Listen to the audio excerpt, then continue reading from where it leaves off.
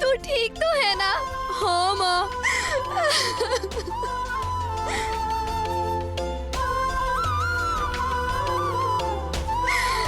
संकट मोचन हनुमान,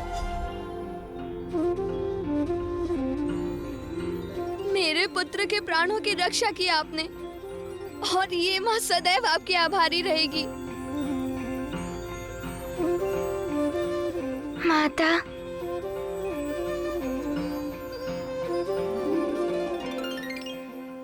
गन्मादन हनुमान का मित्र है। इसके संकट दूर करना हनुमान का कर्तव्य है। इसमें उपकार कैसा?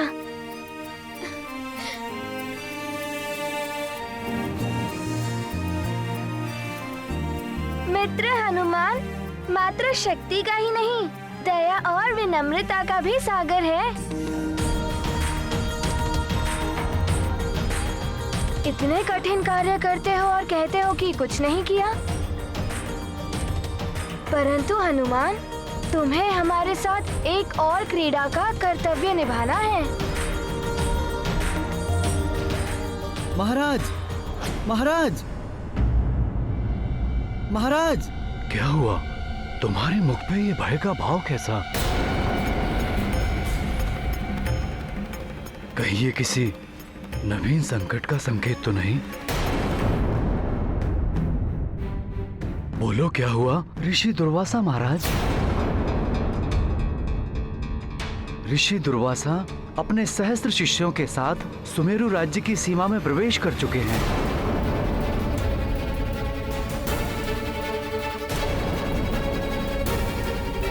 और शीघ्र ही यहाँ भी पहुँचने वाले हैं।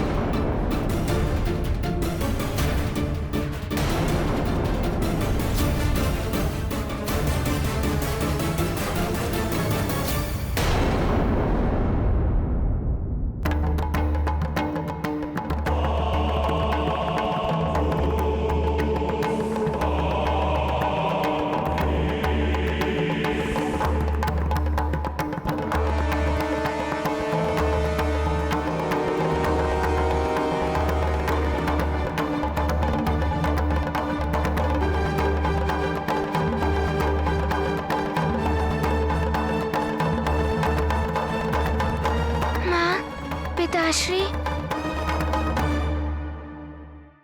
एक ऋषि का यहाँ आना हमारा सौभाग्य है। फिर उनके आने के शुभ समाचार से आप दोनों चिंतित क्यों हो रहे हैं? पुत्र, ऋषि दुर्वासा का आगमन तो शुभ संकेत है, किंतु उनके असीमित क्रोध से भय लगता है।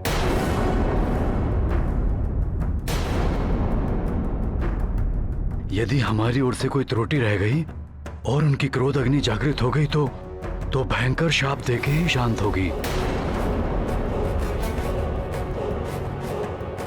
यही सोचकर मेरा मन भी विचलित हो रहा है स्वामी।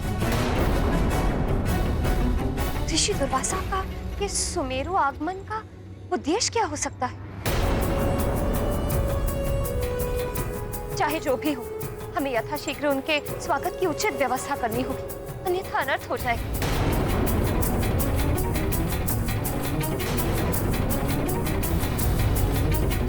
मंत्री जी। जी महाराज। राजभवन के सभी सेवकों को कार्यरत कर सावधानी पूर्वक ऋषि दुर्वासा के स्वागत की तैयारी कीजिए। जी महाराज, मैं सतर्क रहूंगा। और ध्यान रहे, उनकी क्रोधाग्नि प्रज्वलित होने का कोई भी कारण नहीं होना चाहिए। जी महाराज। पिताश्री, क्या ऋषि दुर्वासा वास्तव में इतने क्रोधित होते हैं? उनके क्रोधित होने का कारण क्या है? पुत्र, ऋषि दुर्वासा महान तपस्वी, महाज्ञानी, महातेजस्वी हैं। उनको उनके कार्य में किसी भी प्रकार की कमी स्वीकार नहीं। तनिक सी भी भूल को वो सहन नहीं करते। साधारण जीव तो क्या, देवराज इंद्र भी उनके कोप का भाजन बने थे।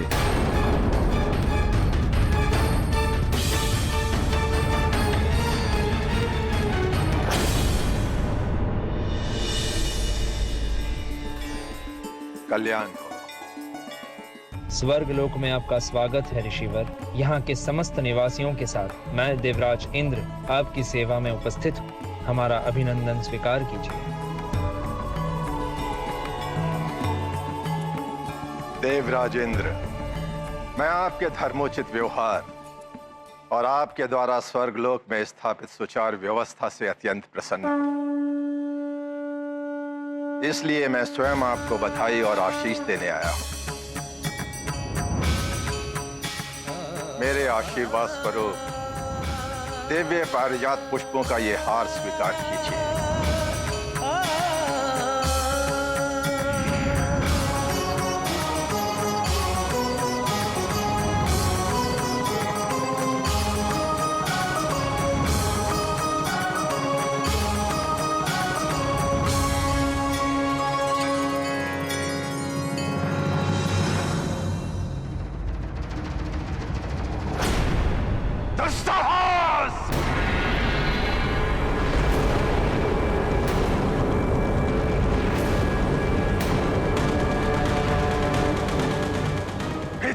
तो साहस! स्वर्गलोक के ऐश्वर्य ने आपको इतना अभिमानी बना दिया देवराजेंद्र। भगवान विष्णु के प्रतीक दिव्य पारिजात पुष्पों के हार का अनादर मात्र मेरा नहीं, भगवान विष्णु का अपमान है। इसका घोर दंड मिलेगा और इसका परिणाम आपको भुगतना होगा।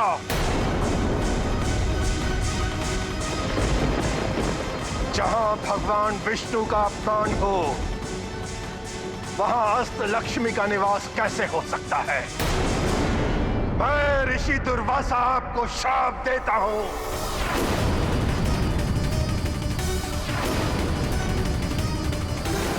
इस धृष्टता के दंड स्वरूप आप श्रीहीन हो जाएंगे।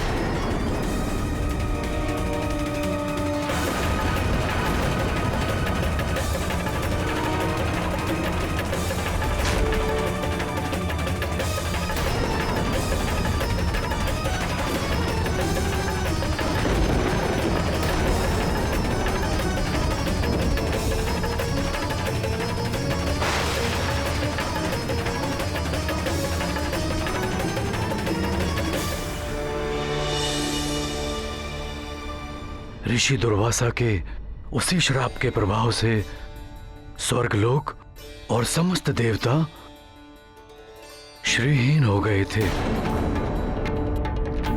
स्वर्गलोक से शक्ति, वैभव, सुख, शांति सब समाप्त हो गया था। इसीलिए अभिमान को अपने निकट नहीं आने देना चाहिए। अभिमान से व्यक्ति के विवेक का नाश होता है। जैसे देवराज इंद्र, उनके अभिमान के कारण स्वर्गलोक की महिमा ह्रास हुई। हनुमान समझ गया माँ। वो आजीवन विनम्रता पूर्वक व्यवहार करेगा, परंतु माँ, स्वर्गलोक में तो सुख समृद्धि स्थापित है।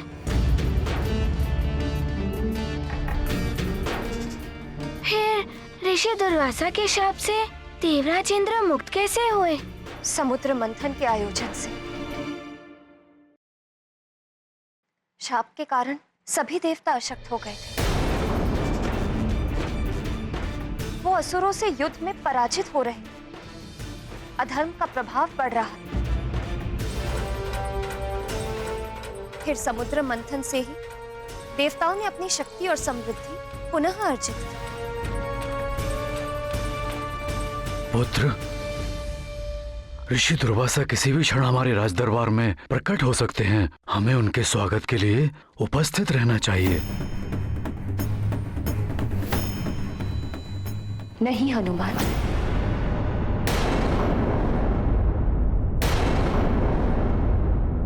क्या बात है माँ? शीघ्र बताइए। मैं सबसे आगे खड़े होकर ऋषि दुर्वासा का स्वागत करना चाहता हूँ।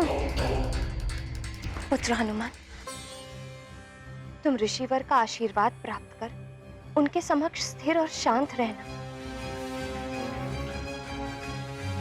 उनसे स्वयं कुछ मत कहना।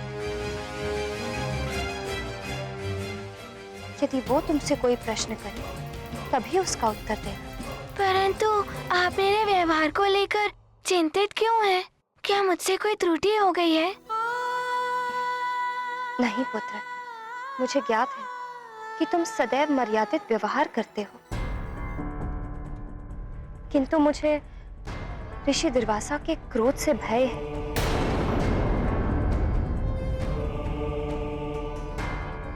यदि तुमसे कोई भूल हो गई और तुमने उन्हें क्रोधित कर दिया और आवेशित होकर उन्होंने तुम्हें श्राप दे दिया, तो उस माँ के हृदय पर दुख का पहाड़ टूट पड़ेगा पुत्र।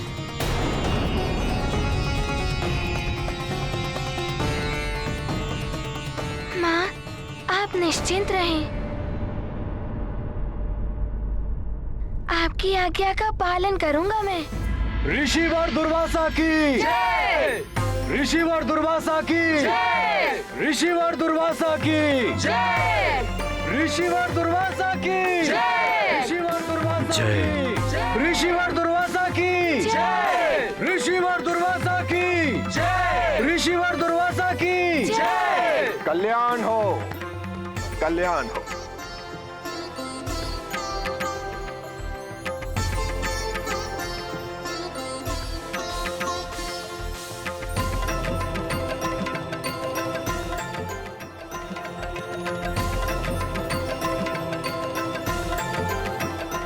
मंत्री जी। जी महाराज। सभी साधुगणों के विश्राम की व्यवस्था कीजिए। जी महाराज। मैं भी सभी के लिए जलपान की व्यवस्था करती हूँ अंजना।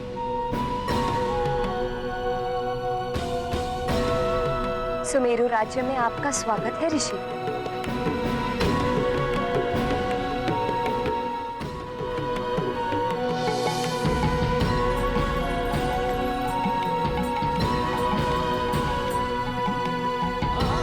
आपके दर्शन पाकर सुमेरु राज्य धन्य हो गया ऋषिवर।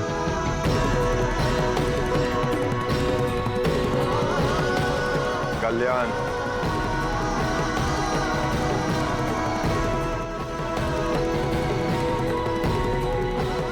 पधारिए ऋषिवर। ऋषिवर दुर्वासा की जय! ऋषिवर दुर्वासा की जय! ऋषिवर दुर्वासा की जय! ऋषिवर दुर्वासा की जय!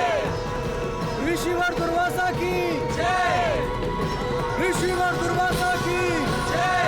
ऋषिवर दुर्वासा की जय! ऋषिवर दुर्वासा की जय! ऋषिवर दुर्वासा की जय!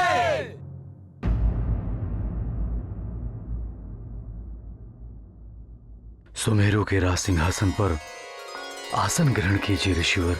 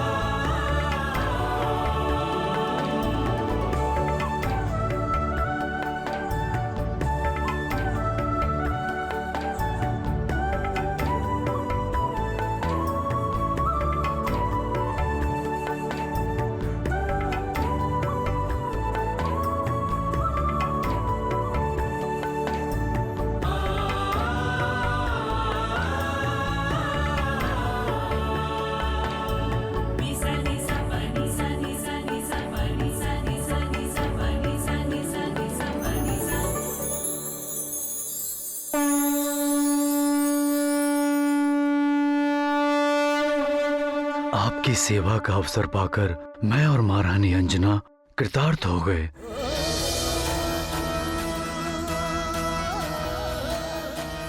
मेरे और मेरे सुमेरु राज्य का सौभाग्य है जो आपके दर्शन प्राप्त हुए ऋषिवर।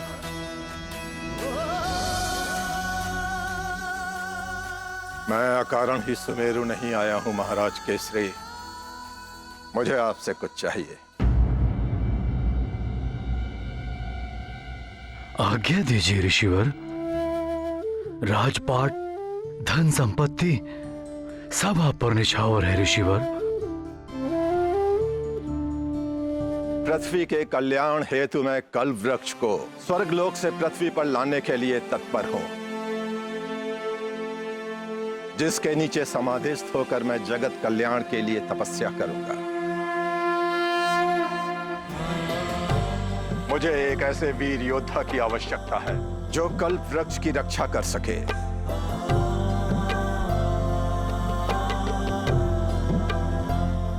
और वो योद्धा है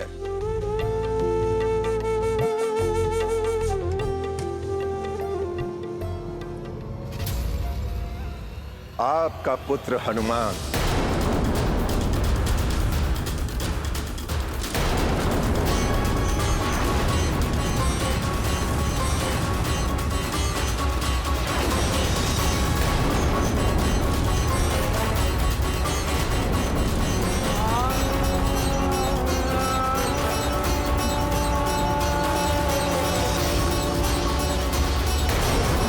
मैं हनुमान को अपने साथ ले जाने के लिए आया हूं।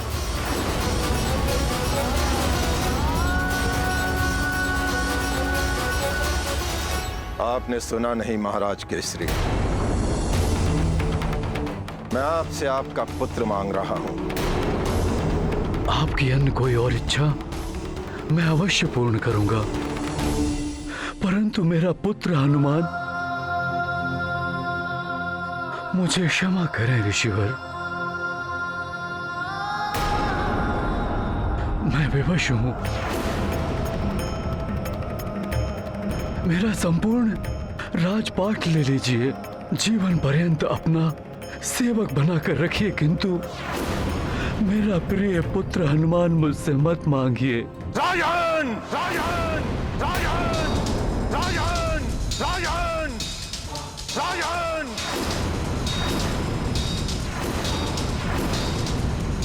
मुझे राजपाट सुख सुविधाओं का कोई मोह नहीं है। हमें आपसे और कुछ नहीं, केवल आपका पुत्र हनुमान चाहिए। केवल आपका पुत्र हनुमान चाहिए।